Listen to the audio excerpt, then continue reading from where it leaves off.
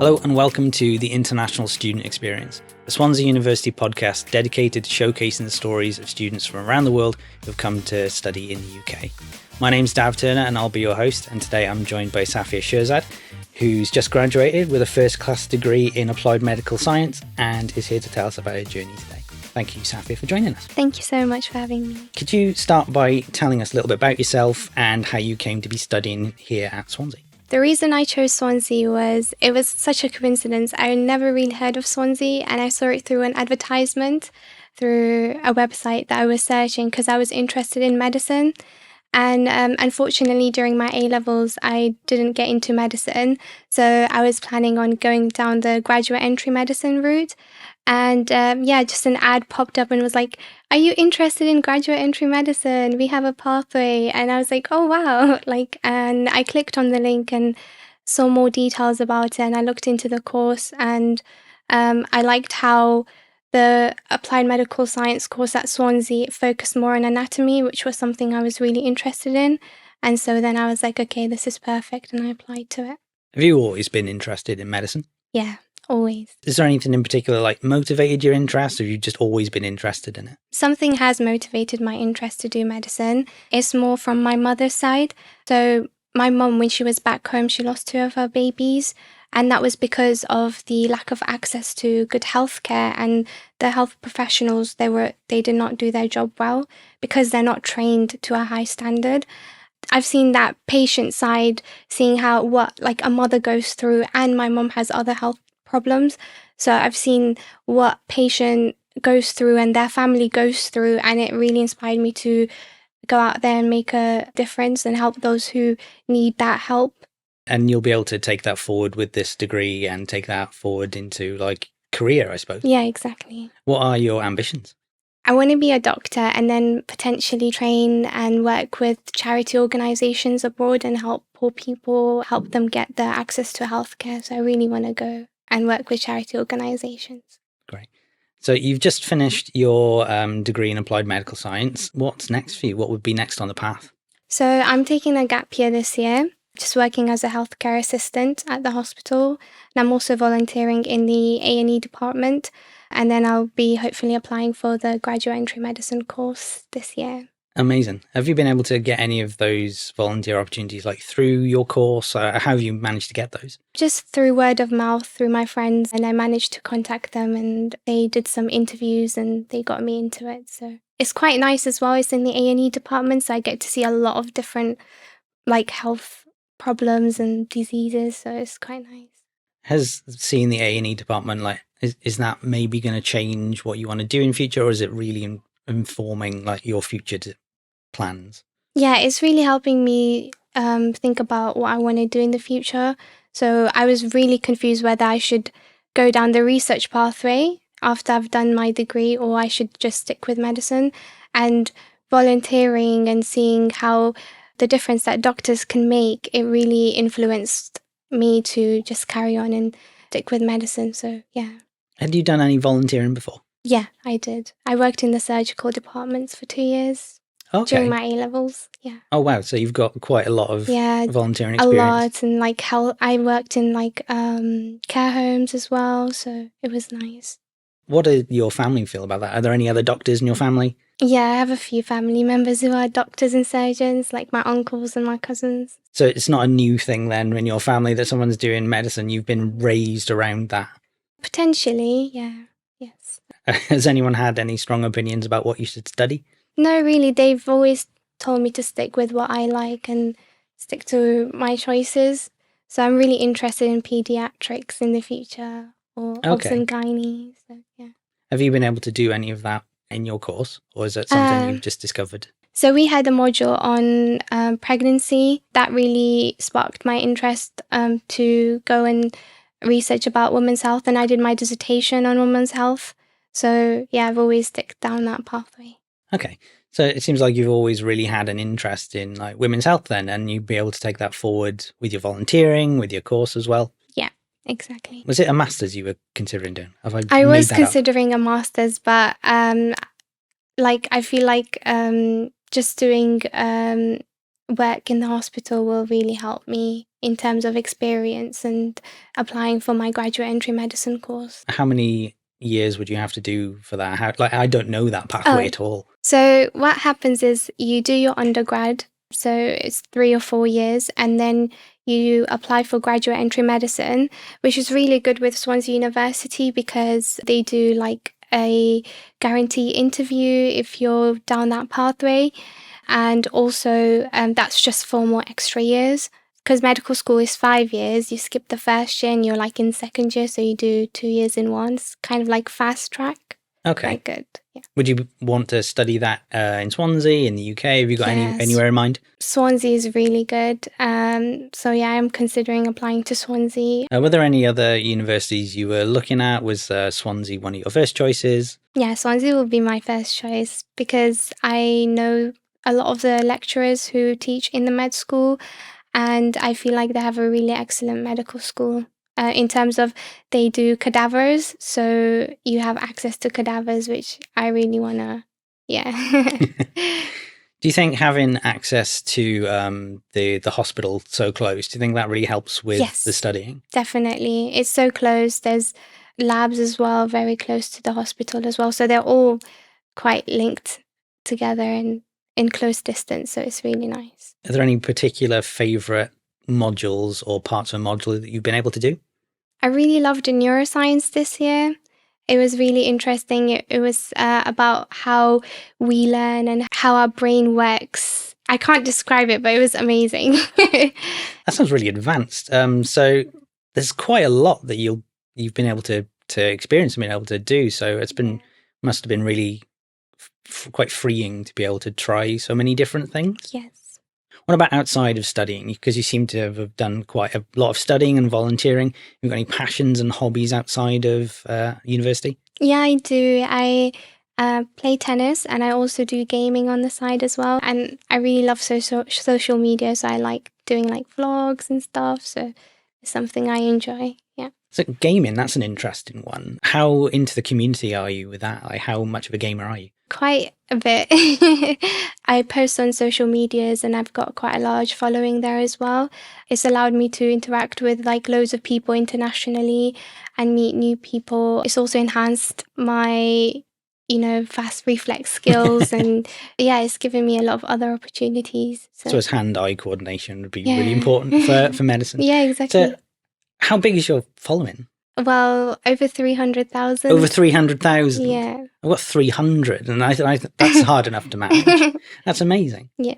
So how long has it taken you to build that community up? I've been around for like 2 or 3 years. So okay. Yeah, it's 2 years I would say. Yeah. That's must be quite interesting being a female gamer at the moment as well. So how do you find the community online for that? There's not a lot of female gamers, but I know a few gamers. I think a lot of girls shy away from, posting, or they're not too good because it's mainly dominated by males, that industry. So I feel like my advice is just like go out there and just post whatever you enjoy and do whatever you enjoy, and you're bound to succeed in it. There's not a huge amount of like female role models, for the best word, within the gaming community. What are the biggest challenges you would have faced doing that? Yeah, I think it's just negative comments and hate, but it really teaches you to be strong and just, don't let it affect you, because you'll have like thousands of amazing, nice comments, and then there'll be like that one hate comment and it will just ruin your whole day.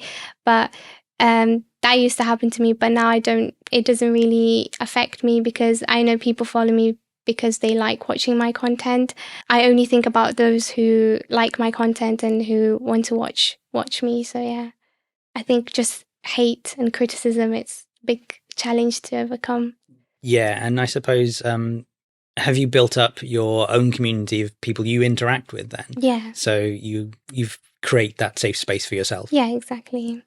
How do you manage the division? Because that's obviously quite intense to have that level of community and that following. Like, how would you say you've been able to balance like all your studying alongside that gaming? Oh yeah, I've certainly managed to balance it well. During the day, I basically switch off that gaming. I don't think about it, or even social media. And then in the evening, when I'm kind of relaxing, that's when I'll just, just 1 or 2 hours a day. I used to game, but recently I haven't been doing it because I'm just busy with med school application and entrance exams. So yeah.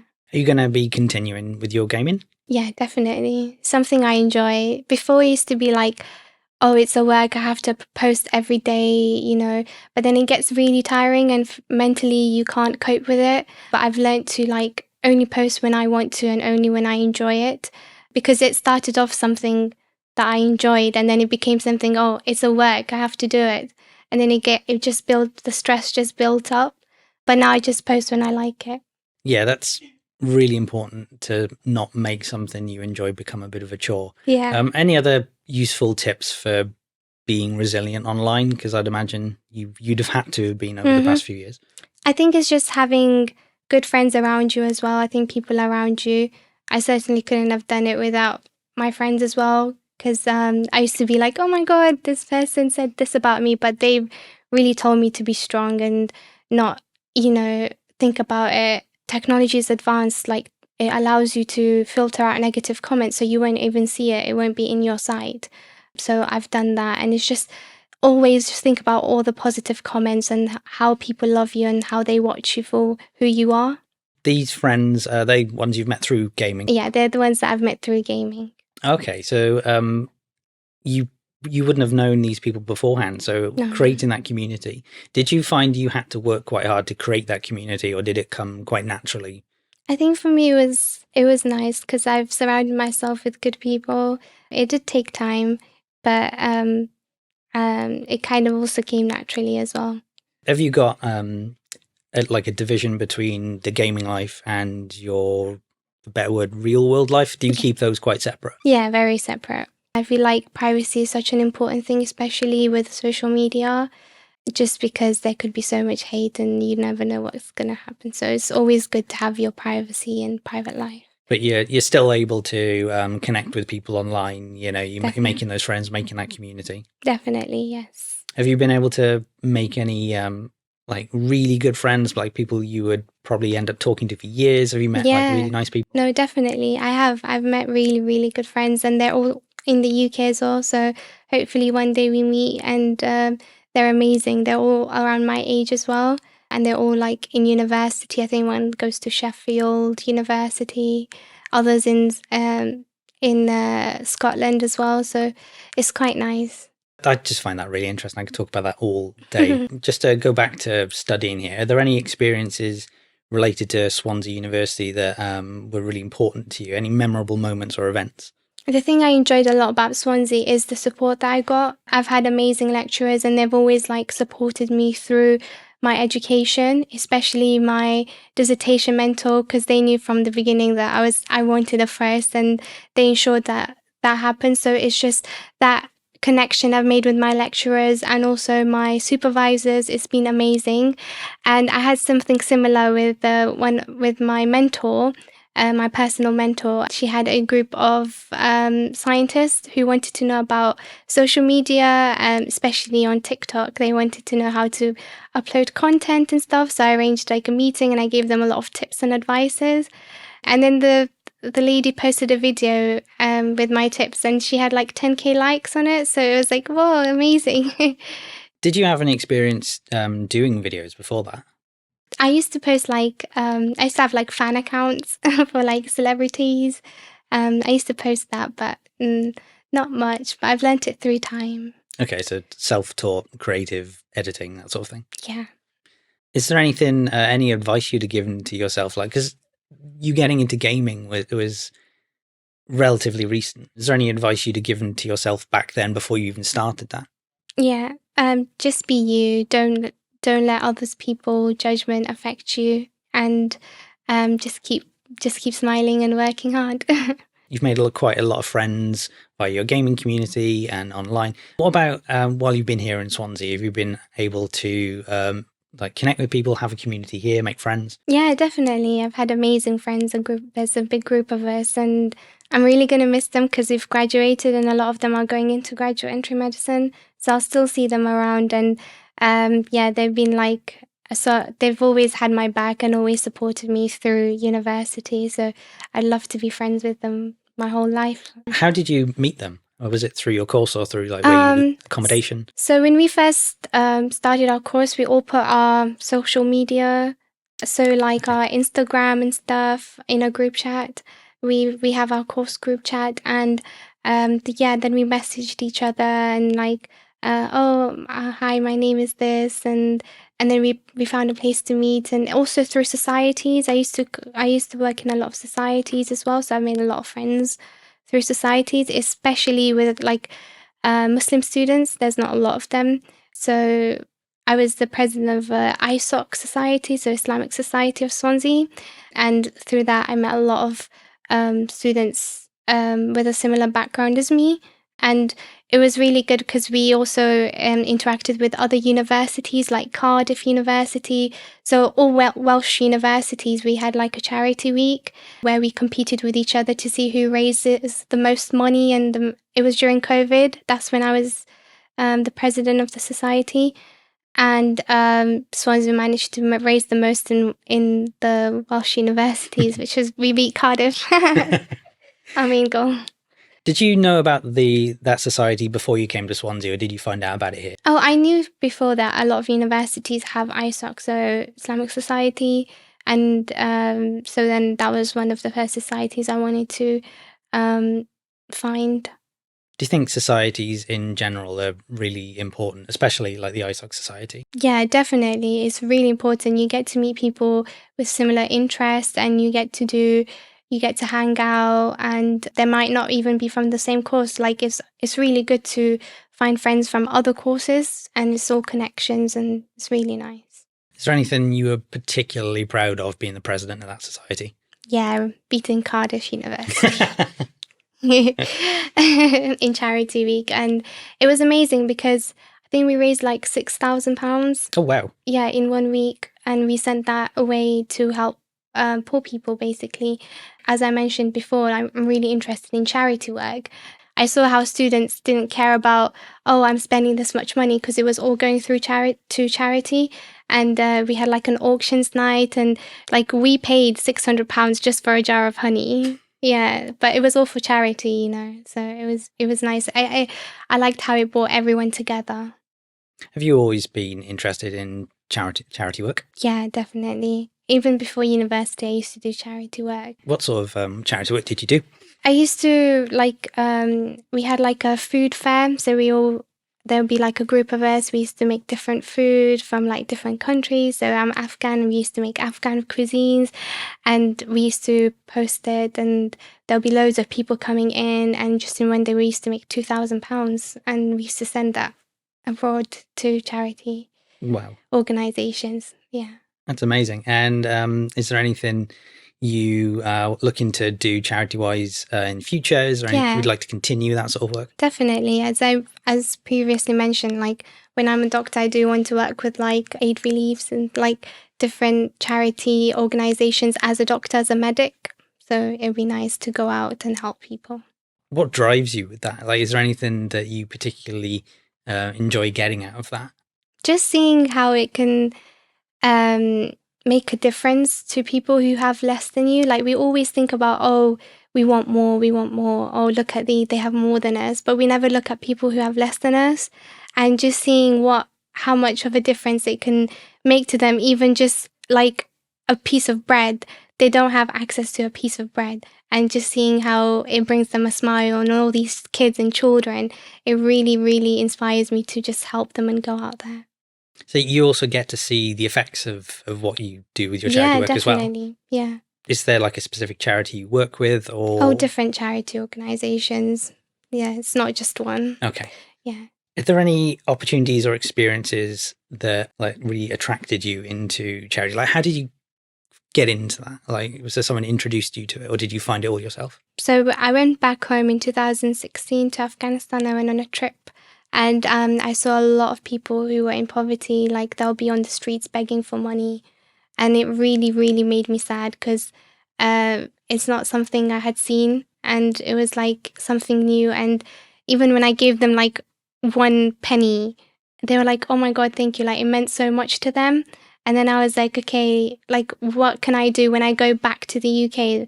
so that I can help them. And then I found there was so many charity organizations, and that's how I got into it. Would you recommend anyone who's coming to university for the first time, would you recommend they look into volunteering and charity work and being a student ambassador, that sort of thing? Oh yeah, definitely. I feel like through charity work, even through joining societies, even through student ambassador, get involved. Like, get involved in as many things as you can. Like, it'll open more doors for you. You get to meet people from all over the world. I mean, in school we just meet people from the UK, or with university you meet people around the world, and you get to build connections, you get to make friends, and some of them might be your friends for life. So it's just get involved. What sort of student ambassador work have you been able to do over the past few years? I started this year just because of COVID previously, but I've been involved in a lot of like open days. I'm also working with the clearing helpline, and currently I'm working with the inquiries team at Swansea University. So yeah, it's been good. So you do a lot of work where you speak to students face to face? Face to face, and also the inquiries is mostly through phone or through live chats. I answer their inquiries, any questions they might have, and also through emails. Do you think it's important for prospective students to talk to current students? Yeah, definitely. Especially, I didn't have that chance to, but I'll be more than happy to advise someone who's going to be doing my course, and if they're interested in graduate entry medicine, because I know so much about it and how Swansea works around it. So definitely ask people who are in the years above you, if you have them, and just get to know more people. Okay, so you mentioned advising students there. Have you got any advice for a prospective student who might be considering studying at Swansea in September, especially one who might be coming from abroad? Yeah, definitely. You can join a lot of societies. For example, if they're coming from India, there's Indian Society. There's also Filipino Society, Sri Lankan Society. There's so many different societies. Like, you can honestly join them because you'll meet people from your country, and they're also there because they want to meet you. And also there's a lot of help available at Swansea University. I think there's also like language courses as well outside of the university which you can attend to, and you'll meet people from your country. So definitely. Amazing. Thank you, Safia. And thank you for listening to the International Student Experience, a Swansea University podcast. If you'd like to find out more, please visit swansea.ac.uk/international.